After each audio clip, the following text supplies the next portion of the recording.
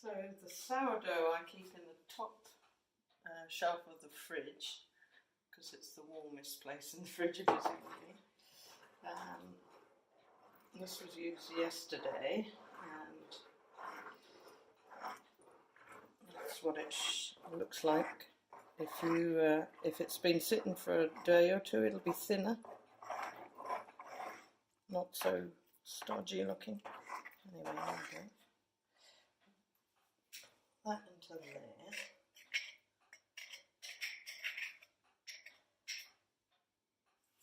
You can see how much is left.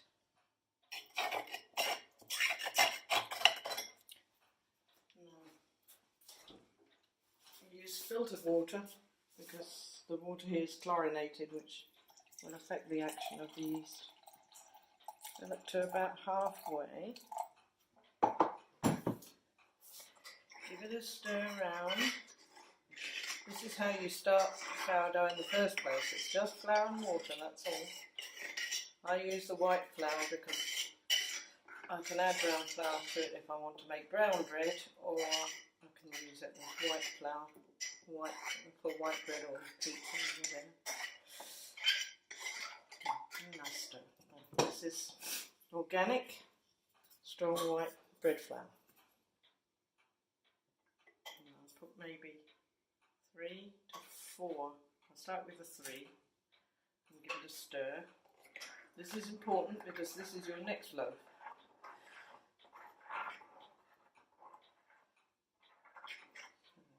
Stir around, and it should be somewhere between a thick batter and toothpaste.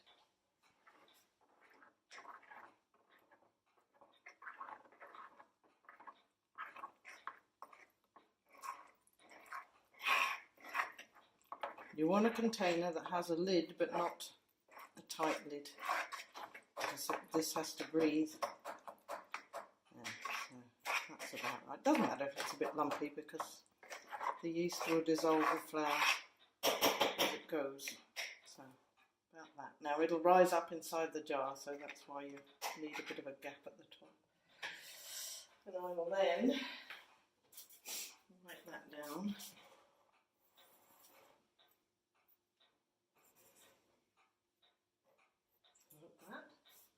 The lid back on, pop it back in the fridge, the top there. If you don't put it in the fridge, you need to use it every day, but I don't eat bread every day. So that's the sourdough. I put in 2 teaspoons of salt, 1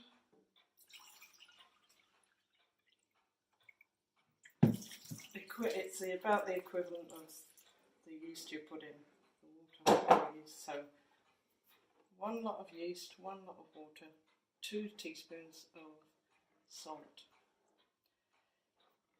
Now for the flour, I only use 3 scoops of this brown flour because this is Irish flour, so it doesn't have a lot of gluten in it.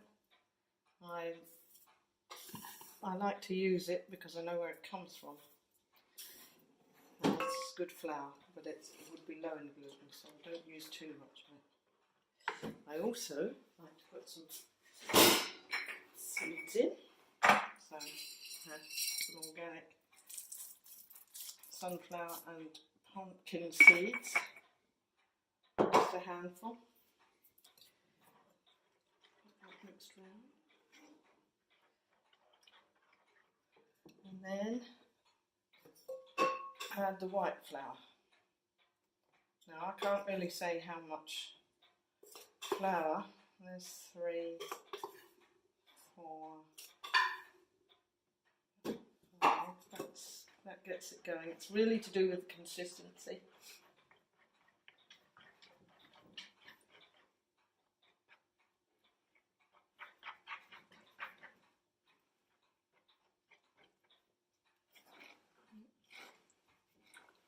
Keep stirring it in. This is a no-knead method, so you don't really do a lot of pounding.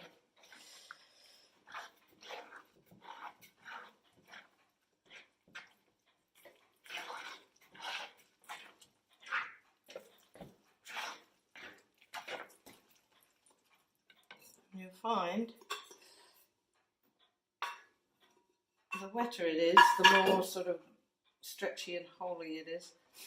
But with the flours I use, it doesn't come out so holy, not quite like the Californian stuff, it's a bit more solid.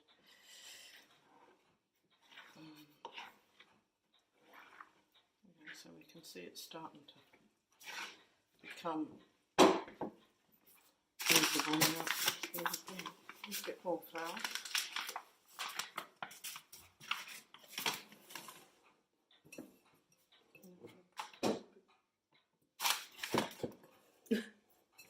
I should bury my spoon in the flour. Yep.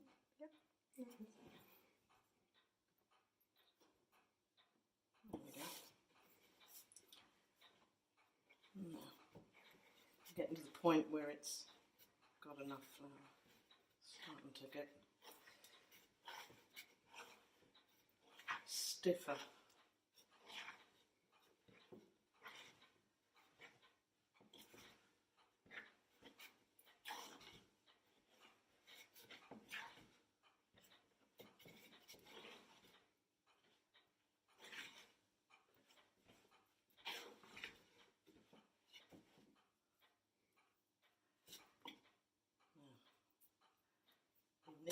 You need to be able to feel it to make sure it's right. Now there's bits of stickiness in it, which is good, but it shouldn't be, you know, gooey.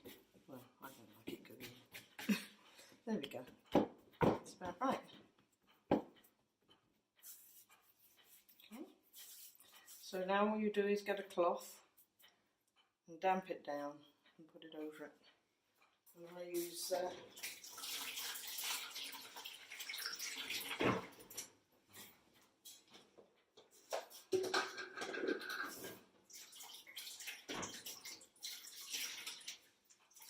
piece of wet muslin. I'll just put that over the top. Just keeps the dough from getting a hard crust on it. And I'll pop it in the airing cupboard because it's cold here. And I don't want to wait all day, so that's it. I'll come back to cook it when it has risen to the top of the bowl. So the dough's risen. I'm going to put the oven on to as hot as it will go. And this is my Dutch oven. I'll put the lid at the top and the pot in there, and it heats for about 15 minutes. Okay, so just put a little flour on the worktop there, not too much. Pull the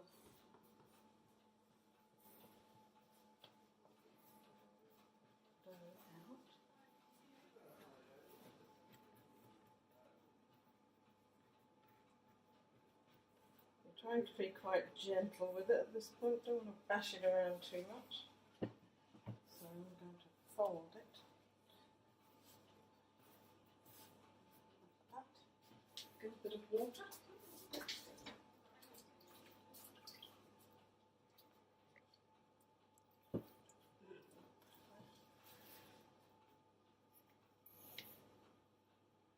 These are just sesame seeds, which I think is nice because it has a little flavour to the top.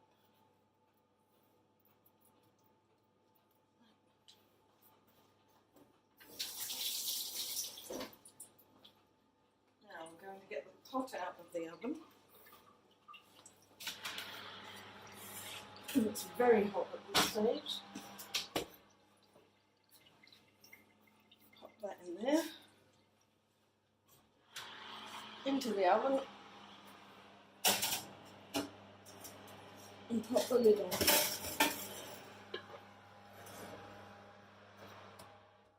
So we time that for half an hour.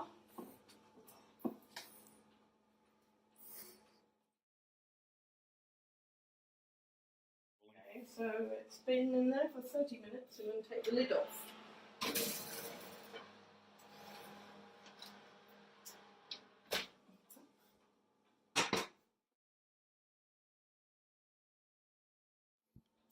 So here we go.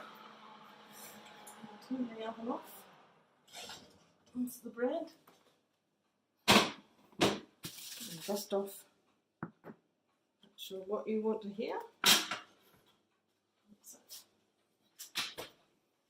Wait till it cools down.